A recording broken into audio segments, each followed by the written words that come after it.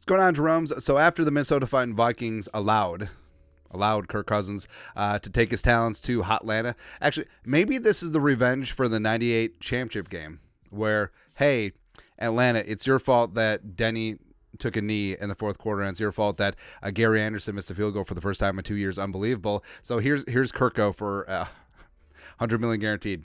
It's kind of fun, man. But the Vikings needed to add a veteran quarterback, even though, yes, they should be drafting a quarterback as well.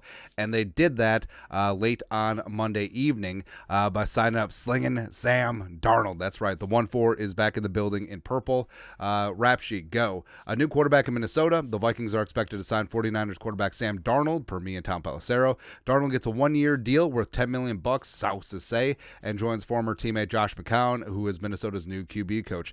Kirk Cousins out, Darnold in. Now, $10 million, so that's roughly the going rate for one of the more upside backup quarterbacks out there. Gardner Minshew, the Vikings were reportedly in on. He signed a decent deal with the Raiders. So I'm perfectly fine with Darnold.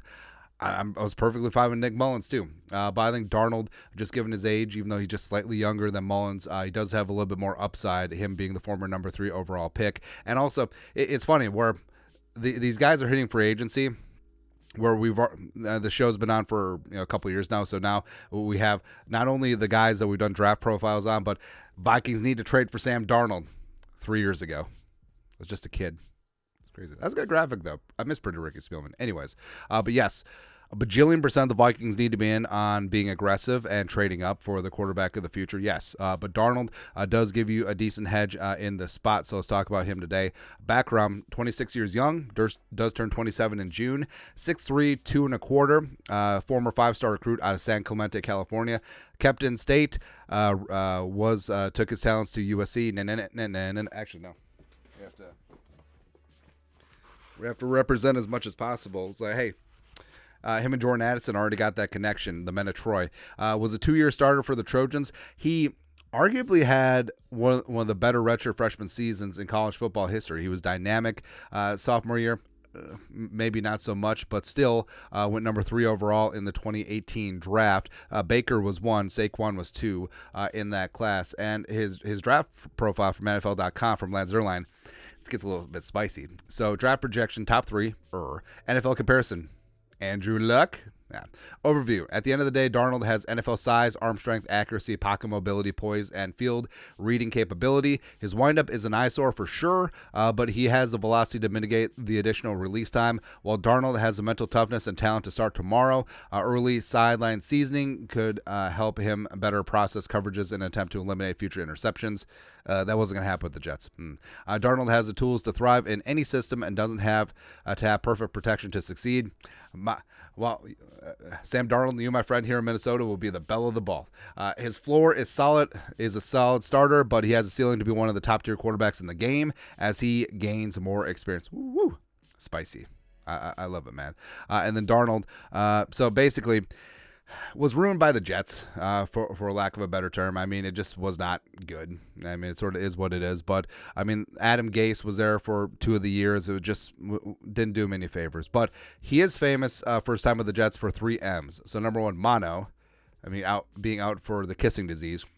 Good times. As well as the memes. Like, I feel like this kid from The Incredibles, like, it's him and Derek Carr. I know, Derek Carr's the kid from Toy Story. It doesn't matter. As well as, of course, McCown, where McCown was a backup with the Jets. And one of the reasons why so many people project Josh McCown, not Luke McCown, almost did it, as a future head coach is that the way that he helped Sam Darnold along, where, I mean, the coaching staff with the Jets was no great shakes, but, I mean, Josh McCown was basically the quarterback's coach. And I think that that familiarity really helped get Darnold here to the great state of Minnesota. And also, hey, could we get a double whammy since Josh McCown coached Drake May in high school? Like, we get Darnold and McCown, all the pupils of the McCowns? Go ahead. Go ahead.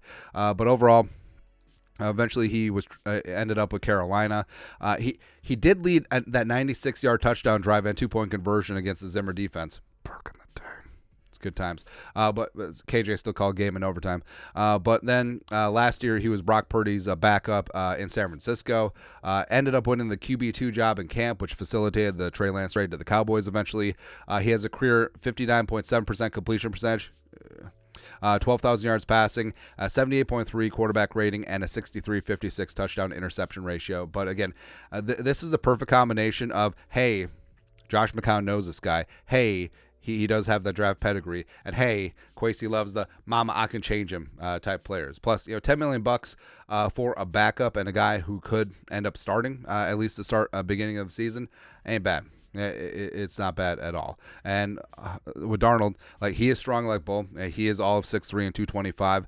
He can be tough to bring down in the pocket. He does have really good mobility as well, good pocket awareness. That's why all the talk of, hey, he can survive without good protection. I mean, to a degree, like his redshirt sophomore year at USC, the protection was kind of spotty, even though they did have some NFL talent along that line. The Jets was obviously bad, but he does go through progressions. He does have a hose for an arm. He does have great arm talent, does make throws with anticipation, does have experience with a similar offense. There's a lot of crossover between concepts between the Shanahan offense from last year with San Francisco, as well as the Kevin O'Connell offense.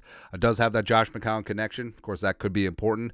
It does hedge with the draft pick to a degree because, again, a bajillion 10,000% the Vikings should be in on drafting a quarterback. But if they're somehow frozen out of the big four, and maybe they go with Nix or Penix or Rattler or whoever in the back end of the first, top of the second round, it does give you a bit of a hedge there where if you land a guy outside of the first round, or if you land a guy who may not be ready to start right away, even if you trade up for him, Darnold could give you that cushion where with the defense likely improved. I mean, we made great strides on Monday, as well as the weapons, as well as hopefully a sutured up offensive line and hopefully a better running game. I mean, Darnold could operate the offense for you for a while. Now, he does have that long-ass release. It's not quite Byron Leftwich-ish, or he's not like a Travis Jay, just like loading up, but it has gotten a little bit tighter, but no, it still sort of telegraphs what's going on. Also does have that high turnover rate. That was his problem his redshirt sophomore season at USC, as well as 63-56 touchdown interception ratio, like we said. So,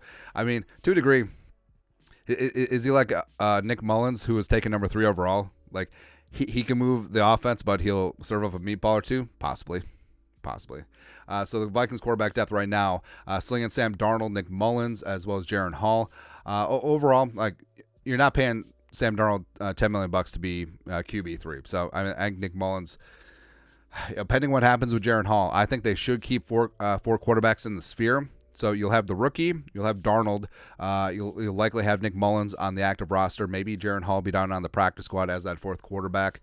I think that would make sense because you saw how important it is to have multiple quarterbacks last year, because ish does happen. But overall, I mean, it could be worse, right? So I wasn't in on Jameis. I was definitely not in on Jimmy G. I was sort of lukewarm and tepid on Darnold. But you see the positives. You do see the upside. I think $10 million is a fine price point. And also, this does not preclude you from going up and getting your quarterback of the future. If anything, it should fuel you, because are you ready to hit your wagons? And because remember, Kevin O'Connell and Kwesi Adofo-Mensah, like, now they're betting their jobs. All right, so are you going to bet your jobs that Sam Darnold can have a Baker Mayfield type 2024 season like Baker had 2023? Maybe not. But overall, I think this is a good piece of the plan. Now go get your guy. Hey, like I said, Drake May, Josh McCown, Sam Darnold, that would make sense. That would make sense, man. But your thoughts are thoughts. Vikings sign slinging Sam Darnold, the pride of USC. 1 year, $10 million. Let us know your thoughts and our thoughts in the comment section below. Subscribe for daily Vikings takes. Want to support the work? Put a little something in the Venmo. But till next time, Skull Production Value.